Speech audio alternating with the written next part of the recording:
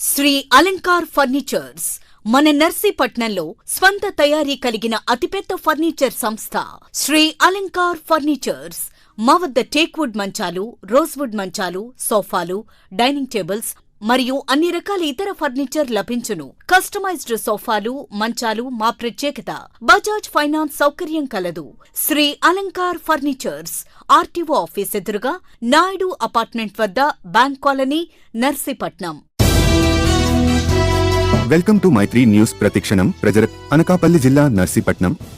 ఆశాలపై పోలీసుల తీరుకు నిరసనగా ఆర్డీఓ కార్యాలయం ముందు సిఐటియు ఆధ్వర్యంలో నిరసన. ఆశాలపై పోలీసు నిర్బంధాన్ని తీవ్రంగా ఖండించిన సిఐటియు కన్వీనర్ టి ఈశ్వరరావు. నర్సీపట్నంలో గురువారం ఆశాలపై పోలీసుల తీరుకు నిరసనగా ఆర్డీఓ కార్యాలయం ముందు సిఐటియు ఆధ్వర్యంలో నిరసన తెలియజేశారు.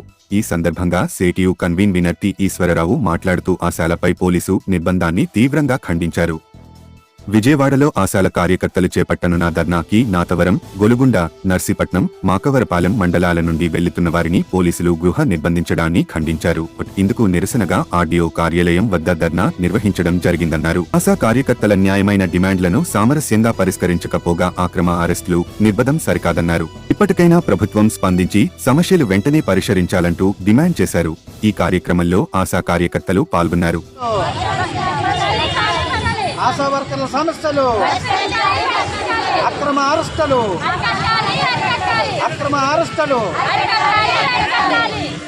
జిందాబాద్ సిఐటియు, జిందాబాద్ సిఐటియు. ఆశా వర్కర్ల సమస్యలు,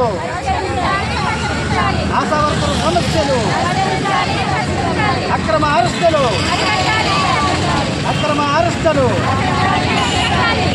జిందాబాద్ సిఐటియు, జిందాబాద్ సిఐటియు. ముందు చెప్తున్నాను, రాత్రి తుని మీద నుంచి వెళ్తుండగా తుని చెరుకు ఫ్యాక్టరీ దగ్గర ఆశా కార్యకర్తలు అరెస్ట్ చేయడం జరిగింది. ఆ చీకట్లో చాలా ఇబ్బందులు పడ్డారు, దోమలతో ఆటలతో ఉన్నారు. కానీ ఈ ప్రభుత్వ నిరంకుశ పాలన అరికట్టాలి. ఎందువల్లంటే వాళ్ళ సమస్యలు పరిష్కరించాలి. వాళ్ళ భారం ఇబ్బంది పడతారు, భారం అధికంగా పడి. వీళ్ళంటే మేము కనీసం విజయవాడ ధర్నాకాన్ని వెళ్తుంటే తుని చెరుకుపేట దగ్గర అరెస్ట్ చేసి మహిళలని చూడకుండా చీకట్లో ఇబ్బందులు పెట్టారండి. అంటే అది ఎంతవరకు న్యాయం? ఇవన్నీ మేము ఖండించవలసిందిగా కోరుతున్నాం. అందుకే ఆశా వర్కర్ల సపోర్ట్గా మా సిఐటి ఎప్పుడు ఉంటుంది. ఈ సమస్య పరిష్కరించే వరకు, ప్రభుత్వం దిగి వచ్చే వరకు కూడా మేము పోరాడుతూనే ఉంటాం, తెలియజేస్తున్నామండి. ఇప్పుడు పరిష్కరించుకోవాలని మేము బయలుదేరామండి. రాత్రి తుని చెరుకుపేట దగ్గర చీకట్లో అలాగా ఆపేసి రోడ్ల మీద అలా ఉన్నామండి. తిండి లేక, అక్కడ మంచినీళ్ళు లేక, చీకట్లో దోమలు కలిసి అలా ఆఫ్ చేస్తారు. నడు రోడ్డు మీద నించోబెట్టారండి ఆడవాళ్ళని అర్ధరాత్రి. విజయవాడ మేము ధర్నాకని ఆశా వర్కర్లు అందరం బయలుదేరామండి. మేము అందరికీ చెప్పి మేము సానుకూలంగా ధర్నాకి వెళ్ళిన వాళ్ళందరినీ మమ్మల్ని ఆశా వర్కర్లు ఎక్కడ పెడితే అక్కడ ఆపేసి ఎటు తీసుకెళ్తున్నారో తెలియదు, ఎక్కడ ఉంచుతున్నారో తెలియదు. ఇప్పుడు చాలామంది ఆశా వర్కర్లు ఎక్కడ ఉన్నారో వాళ్ళకే తెలియని దగ్గర పెట్టేశారు.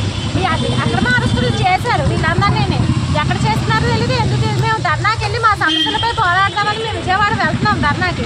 మమ్మల్ని ఇలా చేసినందుకు మరి గవర్నమెంట్ ఇలా మమ్మల్ని ఆశా వర్కర్లు ఒక ఆడవాళ్ళు ఇలా ఇబ్బందులు పెడుతున్నారు.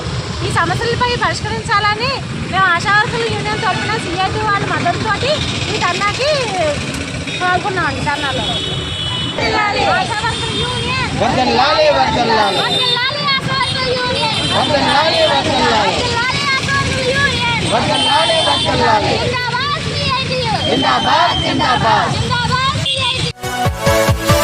Yeah.